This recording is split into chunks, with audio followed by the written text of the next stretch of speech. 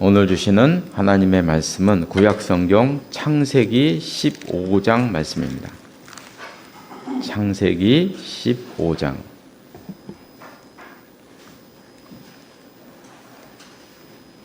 구약성경 17쪽에 있습니다. 창세기 15장 1절로 21절 말씀까지, 1절로 21절 말씀까지 한 절씩 교독하시겠습니다. 제가 먼저 15장 1절 말씀을 읽겠습니다. 이후에 여호와의 말씀이 환상 중에 아브라함에게 임하여 이르시되 아브라함아 두려워하지 말라. 나는 내 방패여 너의 지극히 큰 상급이니라. 아브라함이 이르되 주 여호와여 무엇을 내게 주시려 하시나이까. 나는 자식이 없사오니 나의 상속자는 이 다윗 사람 엘리에셀이니이다. 아브라함이 또 이르되 주께서 내게 씨를 주시 아니하셨으니 내 집에서 길린 자가 내 상속자가 될 것이니이다. 여호와의 말씀이 그에게 임하여 이르시되 그 사람이 내 상속자가 아니라 내 몸에서 날 자가 내 상속자가 되리라 하시고 그를 이끌고 밖으로 나가 이르시되 하늘을 우러러 무뼈를 셀 수 있나 보라. 또 그에게 이르시되 내 자손이 이와 같으리라. 아브라함이 여호와를 믿으니 여호와께서 이를 그에게 이루어 주시고 또 그에게 이르시되 나는 이 땅을 내게 주어 소유를 삼게 하려고 너를 갈대아인의 우르에서 이끌어낸 여호와니라. 그가 이르되 주 여호와여 여호와께서 그에게 이르시되 나를 위하여 3년 된 암소와 3년 된 암염소와 3년 된 순양과 산비둘기와 집비둘기 새끼를 가져올지니라. 아브라함이 굵은 옷을 가져다가 그 중간에 놓고 그 쫄린 것을 나누고 솔개가 그 사체 위에 내릴 때에는 아브라함이 쫓았더라.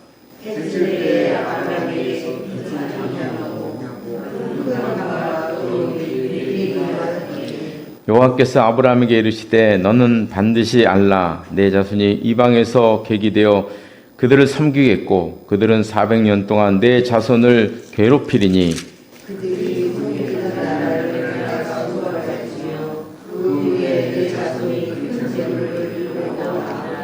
너는 장수하다가 평안히 조상에게로 돌아가 장사될 것이요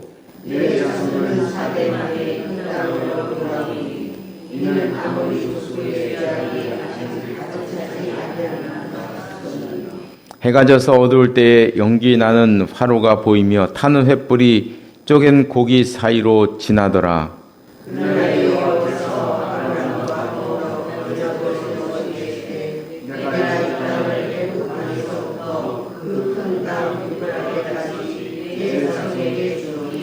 곧 겐 족속과 그니스 족속과 감몬 족속과 함께 보겠습니다.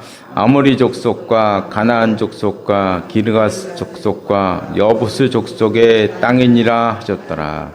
아멘. 이 말씀이 하나님의 은혜가 함께 하시기를 바랍니다. 네, 우리가 지난주부터는 믿음의 조상 아브라함을 보고 있습니다.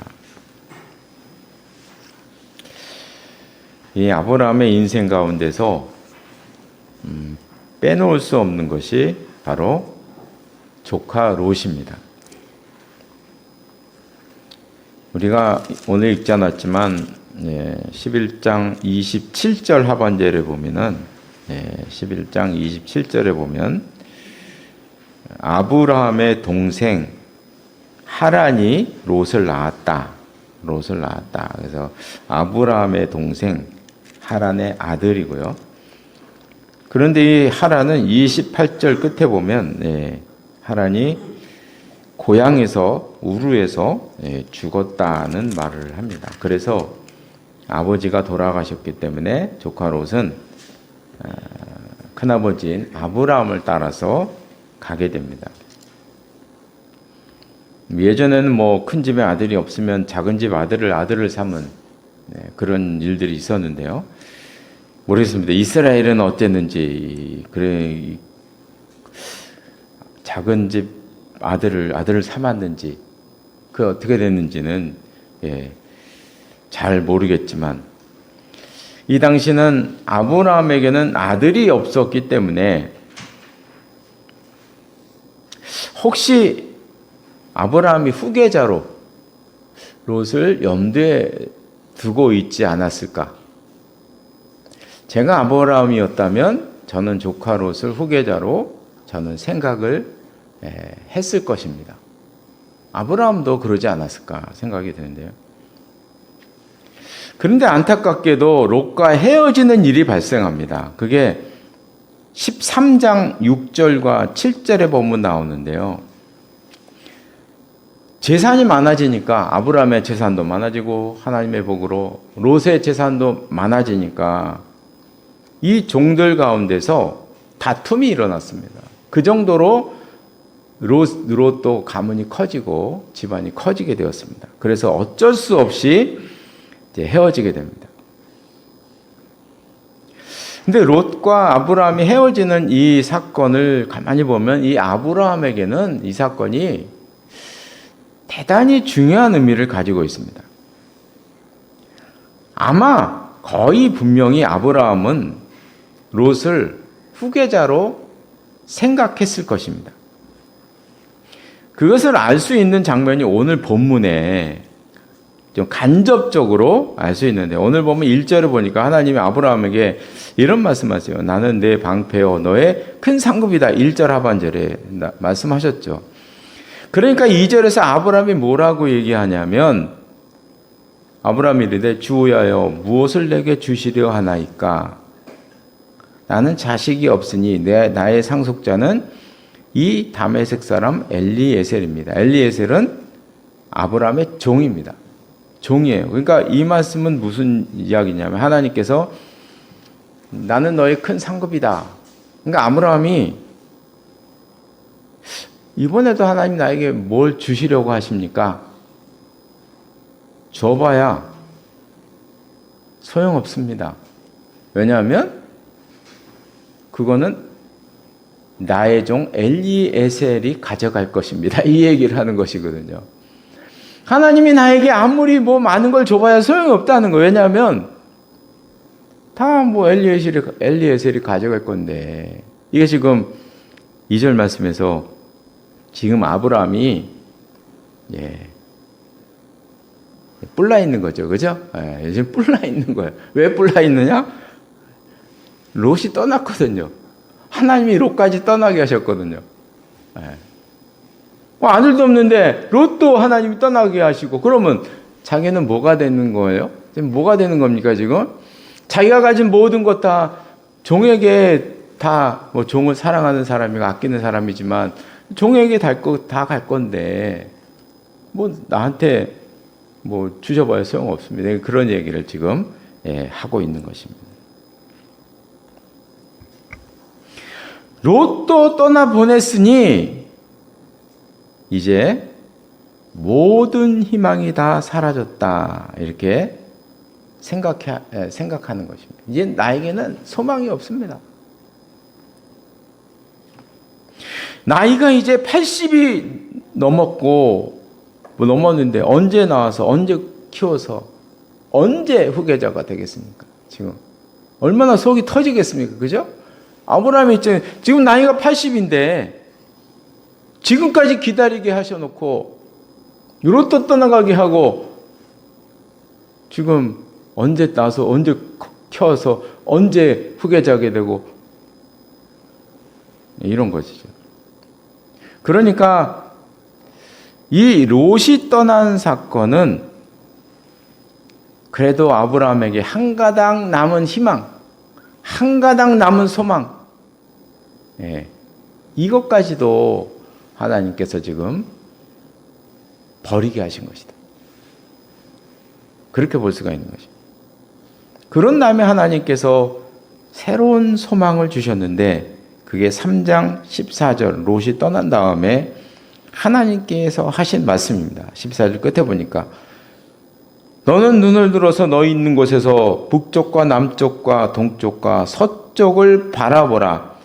보이는 땅을 내가 너와 내 자손에게 주리니. 여기서 두 가지 약속을 하시죠. 내 자손을 줄 것이다. 그리고 동서남북 보이는 땅을 줄 것이다. 하나님께서 아브라함에게 계속적으로 하신 말씀은 두 가지로 요약될 수 있어요. 하나는 땅에 대한 약속이고 하나는 자손에 대한 약속. 이 두 가지 약속이에요. 이것을 주시겠다. 또다시 말씀하고 있습니다. 하여간 롯이 떠난 다음에 선택한 곳은 13장 10절에 보니까 우리가 너무나 잘 아는 소돔과 고모라 성이었습니다. 하필이면 선택한 곳이 소돔과 고모라였습니다. 이 소돔과 고모라는 그림으로 보면은 여기가 이제 사해입니다. 요단강, 갈릴리 요단강 사해. 그래서 이스라엘은 이쪽, 요단은 이쪽 이렇게 되는 거죠. 그래서 이 사해 이 동쪽 어느 곳에 지금 이 호수가 너무 크기 때문에 보통 사해바다 이 사해바다 이 밑바닥에 지금 분명히 소돔과 고모라는 지금 잠겨 있을 것이다. 이렇게 예상을 합니다. 잠겨 있을 것. 근데 이 사해라는 곳은 지구상에서 가장 낮은 곳에 있는 그 호수입니다. 그래서 제가 이렇게 보니까 바다보다 이 사해가 무려 400m가 낮은 곳에 있대요. 400m가. 40m가 아니고요. 400m가 낮은 거예요. 400m. 그러니까 한마디로 말하면 저 사해라는 곳은 엄청나게 큰 웅덩이, 깊이가 400m 된 엄청나게 큰 웅덩이다. 이렇게 보시면 돼요. 그래서 저도 가봤더니요. 이게 차 타고 내려가는데 한참 내려가거든요. 빙빙빙 돌면서 한참 내려가는데 내려갈수록 더워요. 이 지하 400m까지 내려가니까 내려갈수록 더워요. 막 땀이 그냥 뻘뻘 납니다. 이렇게 덥습니다. 그리고 이 사해바다는 우리가 아는 대로 소금이 바다의 8배. 그래서 가만히 있어도 둥둥 뜬다 그러잖아요. 그게 가장 큰 특징입니다. 참 흥미롭게도 성경에는 소돔과 고모라가 멸망하는 장면이 그 과정이 아주 잘 기록하고 있어요. 롯이 그 안에 들어갔기 때문에 아주 잘 기록하고 있다는 것입니다.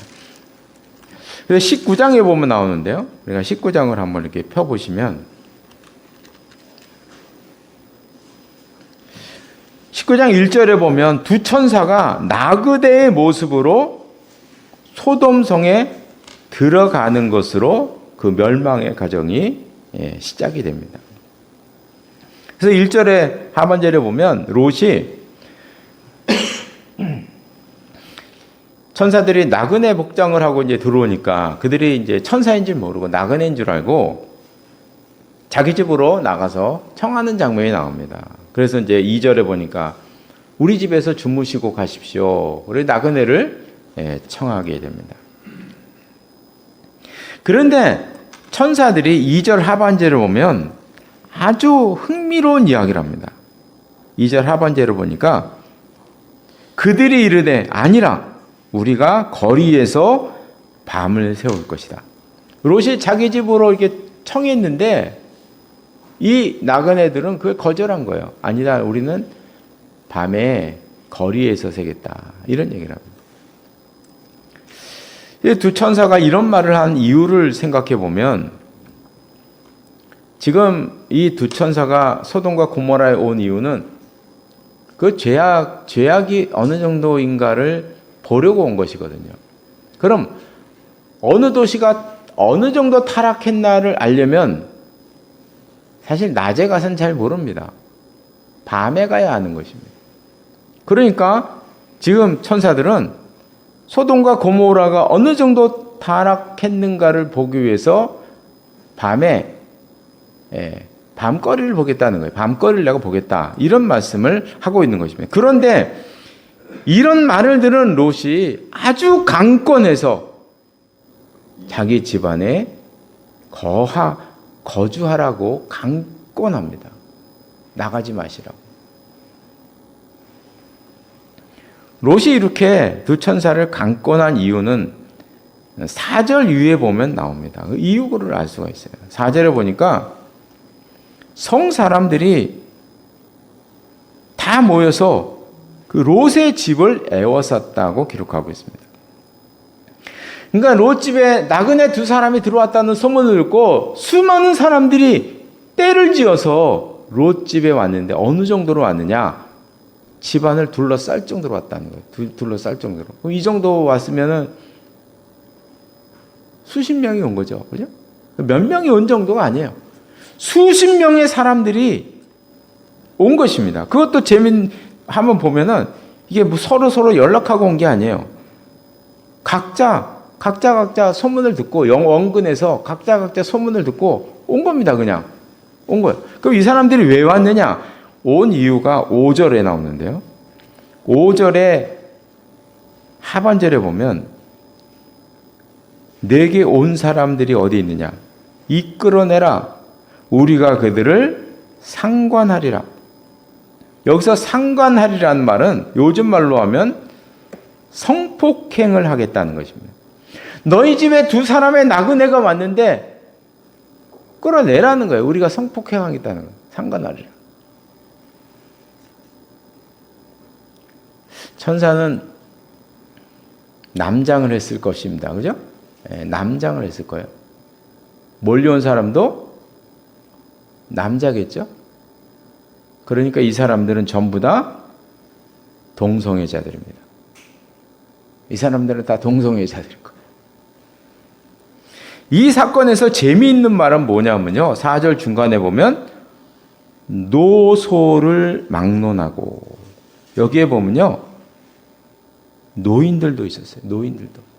이 말의 의미는 무엇이냐면 동성애의 역사가 엄청나게 오래됐다. 오래된 역사를 가지고 있다 하는 것을 여기서 우리가 알 수가 있는 것입니다. 우리가 이제 성경의 인물을 보면 성령의 인물 가운데서 가정이 가장 많이 파괴된 사람은 롯입니다. 롯이에요. 롯과 어느 누구도 비교할 수가 없어요. 롯의 가정은 완전히 박살났어요. 그 소돔과 고모라 성에 살면서 그 많은 아브람과 함께 있을 때는요. 정말 많은 종들과 많은 재산들이 있었거든요.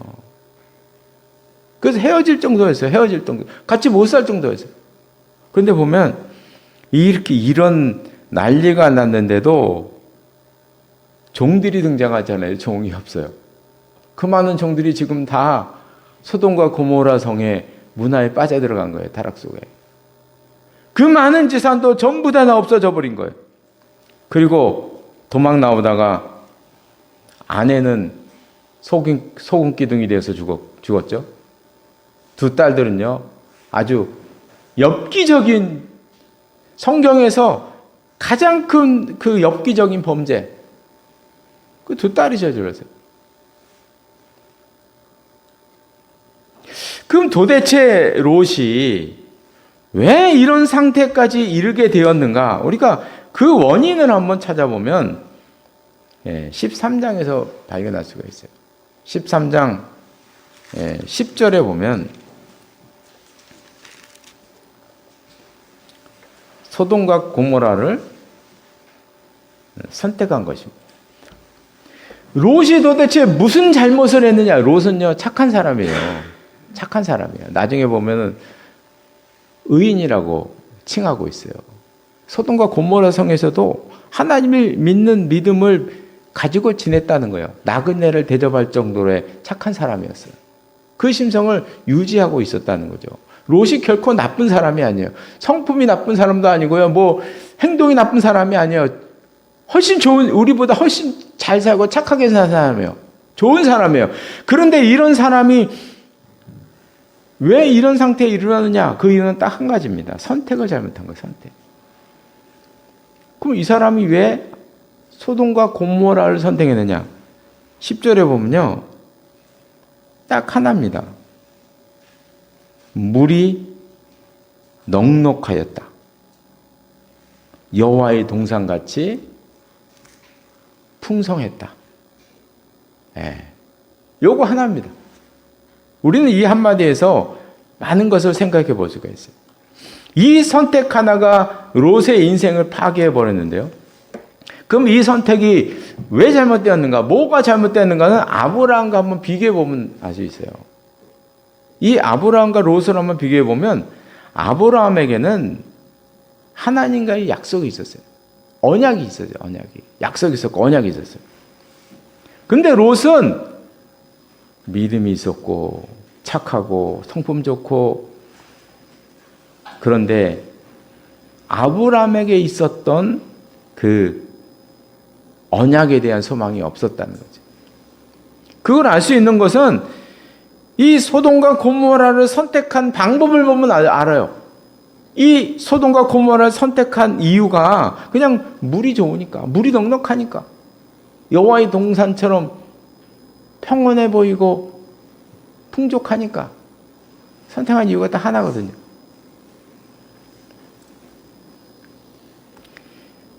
그것이 인생을 갈라놓게 되었습니다. 그래서 우리가, 저도 이제 믿음 생활을 하고 있지만, 믿음이 그 모습을 드러내는 때는 언제 드러내냐 하면, 어떤 선택을 하느냐, 기로했었을 때 나의 믿음이 드러나는 거예요. 어떤 선택을 하게 되었을 때 어떤 것을 선택하느냐에 따라서 내 믿음이 있느냐 없느냐, 어느 정도이냐, 내 믿음에 조금 더 나아가서 내 믿음의 스타일이 어떤 것이냐 하는 것이 드러나는 것입니다. 그래서 우리는 항상 이 선택의 순간에는 우리가 하나님을 먼저 생각하는, 이런 습관을 가져야 하는 것입니다. 근데 오늘 본문 이제 15장에서는 이제 하나님께서 아브라함에게 언약을 하시는 장면이 나옵니다. 15장 8절에 오면 아브라함이 이런 얘기하죠. 그가 이르되 주 여호와여, 내가 이 땅을 소유로 받을 것을 무엇으로 알겠습니까? 내가 그걸 어떻게 알겠습니까? 지금 아브라함은요, 롯이 떠난 다음에 하나님에 대한 불만이 머리 끝까지 가득 차 있는 거예요, 지금요. 가득 차 있는 거예요. 나한테 아무리 줘봐야 엘리에세에 갈 건데 뭐 하라 주십니까? 이런 거잖아요. 그러니까 하나님이 이 땅을 너에게 줄 것이다 또 한 번 얘기하니까 아브라함이 얘기하는 거예요. 내가 그걸 어떻게 알겠습니까? 믿는다고 하면서도 내가 그걸 6절에 보면요, 아브라함이 여호와를 믿으니 여호와께서 그 일을 그의 의로 여기시고 믿었다고 믿으면서도 얘기하는 거예요. 내가 그걸 또 어떻게 알겠습니까? 이렇게 얘기하는 거예요. 그러니까 하나님께서 언약을 하는 것입니다. 10절에 보면, 9절에 보면 여러 가지 동물을 가져와서 10절에 보니까 그 중간을 쪼개놔라고 이렇게 말씀하고 있습니다.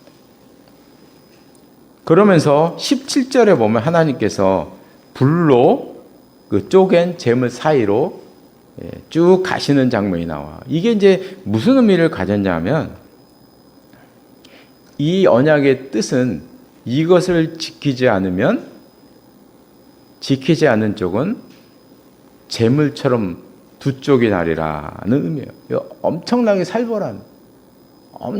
살벌하고 무서운 언약을 하는 거예요, 하나님이 아브라함과. 지금 아브라함이 하나님께 뭐 증거를 주십시오 하니까 하나님이 최고 수준의 언약을 하시는 거예요. 둘로 재물을 갈라서 불로 가면서 지키지 않는 쪽은 두 쪽이 나리라. 하나님 자신에게 아브라함에게 얘기하는 거예요. 내가 너에게 약속을 지키지 않으면 내가 나를 두 쪽을 낼 것이다. 이 의도가 갖고 있는 거예요. 어마어마한 언약이죠, 그죠? 어마어마한 언약입니다. 그리고 17장 말씀에서는 하나님께서 아브라함에게 주신 그 언약을 확인하는 장면이에요. 또 한 번 확인을 하셔요. 어떤 확인을 하시냐면 17장 10절에 보면 너희 중 남자는 다 할례를 받으리라.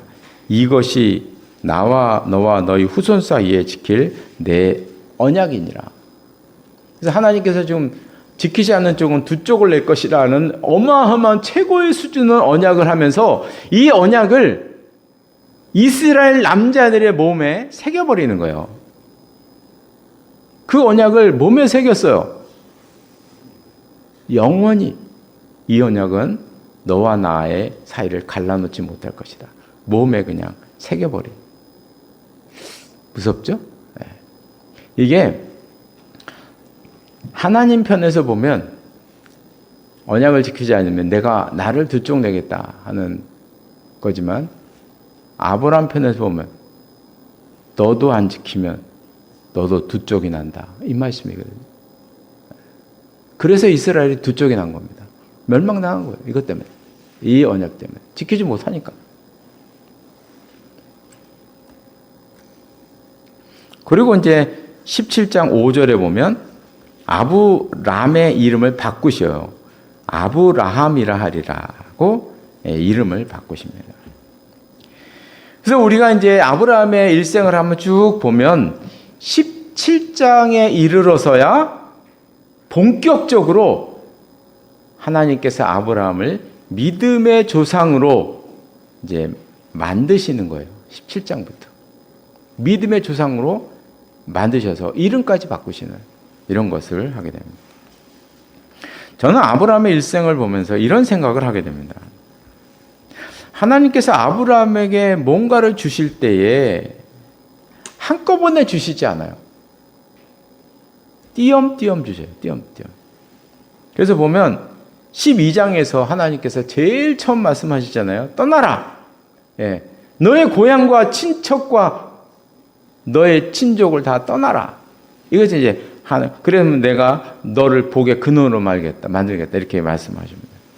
그리고 13장에 이르러서는 롯이 떠난 다음에 동서남북을 바라봐라. 이 모든 땅을 내가 너와 내 자손에게 줄 것이다. 약속을 하십니다. 그 다음에 15장에서는 하나님께서 그것에 대한 구체적인 언약을 체결하셨어요. 오늘 본문에서요. 그리고 17장에서는 그 체결하신 언약을 그냥 놔두지 않으시고 이스라엘 남자들의 몸에 전부 다 새겨버리셨어요. 그래서 대대로 그것을 잊지 않도록 하나님께서 몸에 새겨 넣으셨어요. 그리고 18장에 이르러서 비로소 약속하신 이삭을 아들을 주십니다. 100세 아들을 주셨다는 것입니다. 그래서 우리가 이제 이런 것을 볼 때에는 이런 생각을 좀 할 수가 있어요. 이런 것들을 한꺼번에 주시면 어떨까요? 그죠? 좀 100세까지 좀 기다리지 말고 하나님께서 이왕 주시는 거 75세도 나이가 많은 거 아니겠어요? 그죠? 75세에 그냥 떠나라 그러면서 아들을 주시면 희망이 되고 얼마나 좋겠습니까? 근데 하나님께서는 그렇지 않으셔요. 띄엄띄엄. 13장이 조금, 15장에서 또 주고, 17장에도 주고, 18장에 가서야 이런 은혜를 주신다는 것입니다. 무려 25년을 기다리게 하셨다는 거죠. 그동안 아브라함은요, 인생에서 겪을 모든 고난을 다 겪습니다. 14장에 보면요, 전쟁도 치러요. 너무나 많은 애굽에 내려가서 거짓말도 하고요. 이런 고생을 많이 겪게 됩니다. 그러면서 하나님을 온전히 믿는 단계까지 이르게 되었다. 그래서 결과적으로 보면 하나님께서는 아브라함을 믿음의 조상으로 만들기 위해서 훈련을 시키신 거예요.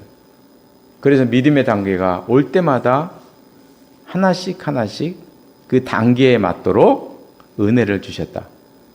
하나하나 주셨다 하는 것입니다. 이제 말씀을 마치겠습니다. 하나님께서는 아브라함을 25년 동안 기다리게 하셨습니다. 그 25년의 기간 동안 하나님께서는 아브라함을 명실상부한 믿음의 조상으로 하나님께서 키우셨어요. 결국에는 하나님께서 키워내셨습니다. 이제 마지막 관문이 남았습니다. 그게 바로 22장에 나와 있는 모리아산 사건인데요. 그래서 오늘 이제 아브라함을 끝내는 시간인데요. 마지막으로 볼 것은 22장 모리아산 사건입니다. 22장 2절에 보면 하나님께서 느닷없이 아브라함에게 이야기하죠. 내 아들, 내 사랑하는 독자 이삭을 데리고 모리아 땅으로 가서 내가 내게 일러준 한 산 거기서 그를 번제로 드리라. 율법에는 하나님께서 사람을 번제로 드리라는 말씀을 안 하셨어요.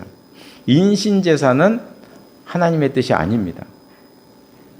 그러므로 독자 이삭을 드리라는 것은 지금 아브라함을 시험하는 것이죠. 아브라함을 시험하는 것입니다. 특별히 22장 4절에 보면 제3일에 그러니까 모리아산은 지금 아브라함이 거주하고 있는 곳에서 3일 길을 걸어가야 있는 장소입니다. 그래서 우리가 한번 지도를 보시면요. 지금 아브라함은 브엘세바라는 곳에 있어요. 모리아산은 어디 있냐면 예루살렘에 있는 산입니다. 그래서 모리아산은 지금 세계에서 가장 핫한 곳이죠. 황금돔 그 이슬람교의 그 성지잖아요. 황금돔 성전의 그 안에 있는 게 모리아 산에 이삭이 그 누웠던 그 돌덩어리. 그걸 차지하려고 이스라엘과 이스마엘이 싸우고 있잖아요. 그건 아마 지구 끝까지 종말까지 싸울 겁니다. 그게 지금 이 모리아산이에요. 모리아산. 모리아산이 예루살렘에 있어요. 지금 황금동 성 하나 있어요. 근데 황금동을 차지해야 되는데 이스라엘이 이거 어떻게 차지하겠어요? 이게 차지할 수가 없는 거거든요. 왜냐하면 이슬람이 지금 자기의 성지인데 그걸 내주겠어요? 그러니까 요즘 이런 얘기를 전에도 잠깐 말씀드리지만 다시 한번 계산해 보니까 이 모리아산에 이삭을 바쳤던 그곳이 황금동 성 그 안에 있는 게 아니고 바로 그 옆에 있더라. 다시 그 옆에 있더라. 이렇게 얘기하는 거예요. 그 옆에 땅을이라도 나한테 우리한테 다오 이거거든요, 지금요. 그러니까 지금 이 황금동 선에 있는 이삭을 바쳤던 이 모리아산의 이 제단 이것 가지고 지금 이스라엘과 이슬람이 지금 싸우는 것입니다. 싸우고 있어요. 이거 보면 거리가 90.8km예요. 이걸 지금 100세가 넘은 노인이 아들 데리고 이거 걸어가는 거예요. 3일길이 걸리는 거예요. 3일길이. 그런데 재밌는 것은 이 3일이라는 시간은 사람이 의지를 지키기 가장 힘든 시기라 그래요. 3일이. 그래서 우리나라 옛날부터 작심 3일이란 말을 하잖아요. 3일이 힘든 거거든요. 그러니까 하나님께서 제단을 쌓으라 그러면 브엘세바니까 브엘세바 요 옆 동네 가서 쌓으면 되는 것이지. 왜 여기까지 가서 3일 길이라고 해서 여기까지 지금 이 당시에 예루살렘이 없었는데 왜 저쪽 가서 그 드리라고 하는 거냐, 그죠?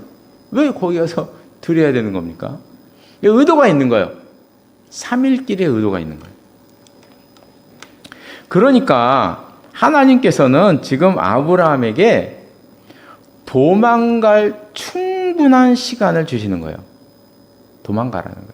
도망가려면 도망가라. 불순종할 충분한 시간, 충분한 기회, 넉넉한 시간을 지금 주시는 거예요. 할애해 주시는 거예요.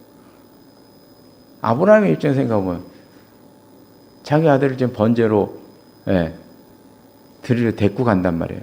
데리고 가는 거예요, 지금.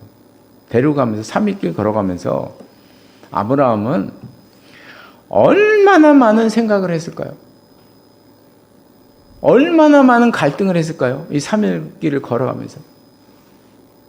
지금 하나님께서는 그걸 원하시는 거예요. 갈등을 느끼라는 거예요. 불순종하라는 거예요. 그러나 하나님, 아브라함은 그 3일길을 이겼고 불순종의 이유를 극복했습니다. 그 후에 하나님께서 22장 12절에 보면 아주 흥미로운 말씀을 하셔요. 22장 12절 맨 끝에 보면 이런 말씀하십니다. 내가 이제야 너가 하나님을 경외하는 줄을 아노라.